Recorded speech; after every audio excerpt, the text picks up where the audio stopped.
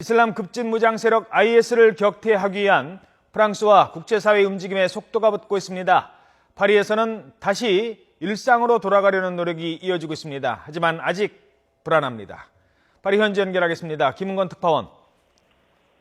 네, 파리입니다. 자, 이번 이 파리 테러 용의자 그리고 그 배우가 지금 속속 드러나고 있는데요. 현재까지 이 수사 진행 상황 어떻게 되고 있습니까?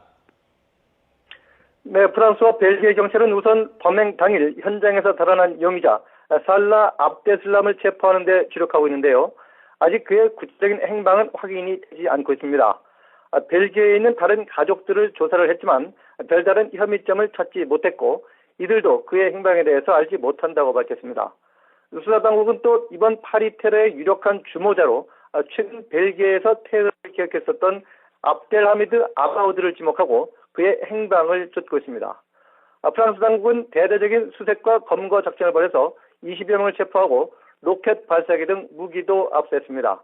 범행 준비 장소로 알려진 벨기에에서도 브뤼셀 서부 지역에서 대대적인 검거 작전이 벌어지면서 7명이 체포되는 등 수사에 힘을 보태고 있습니다. 이와 관련해서 올랑드 프랑스 대통령은 상하원 합동회의 연설에 나서 프랑스는 지금 전쟁을 벌이고 있다면서 테러를 뿌리 뽑겠다고 강조했습니다. 특히 이번 테러가 시리아에서 계획되고 벨기에에서 준비됐다면서 IS에 대한 추가 공격을 예고했습니다. 자, 그리고 세계 주요 정상들도 테러 조직 척결에 힘을 모으기로 했죠? 네, 그렇습니다. 세계 주요 20개국 G20 정상들은 터키 안탈리아에서 이틀 동안 회의를 연 뒤 성명을 발표했는데요. 이번 파리 테러를 강력히 규탄하고 IS의 외국인 테러 유언들을 차단하기 위한 공조와 사법 조치에 나서기로 했다고 밝혔습니다. 세계 항공 보안을 강화하고 IS의 인터넷 선전전에도 선제적으로 대응하기로 했습니다. G20 정상회의에서 정치적 의제를 논의하고 특별 성명을 채택한 것은 이번이 처음입니다. 이번 정상회의에서는 미국과 러시아 정상이 별도로 회담을 하는 등 테러 대응과 시리아 해법과 관련한 논의가 활발하게 펼쳐졌습니다. 존 케리 미국 국무장관은 파리에 도착해서 테러 척결 위한 공조를 다짐하는 등 프랑스와 미국과의 공조도 이어지고 있습니다. 유럽연합 EU 외무장관들도 브뤼셀에서 회의를 열어서 파리 테러 후속 대책을 논의했는데요. 군사력 등 모든 능력을 가동해서 IS의 위협에 대응하겠다고 강조했습니다. 자, 그리고 지금 파리 현지 분위기 어떻습니까? 시민들 좀 불안하지 않은지요?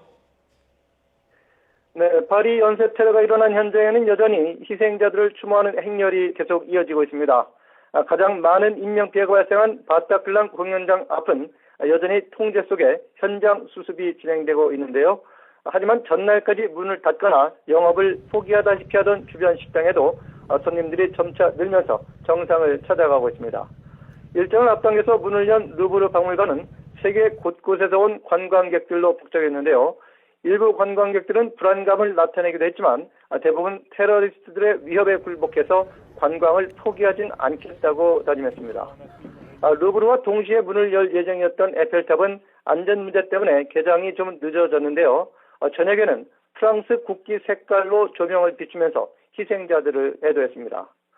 샹젤리제 거리 등 유명 쇼핑가도 평소보다는 좀 한산했지만 연말을 앞두고 선물 등을 사려는 고객들의 발길이 이어졌습니다. 하지만 손님들의 소지품을 검사하는 등 보안이 한층 강화돼서 긴장감은 가시지 않고 있습니다. 지금까지 파리에서 YTN 김은걸입니다.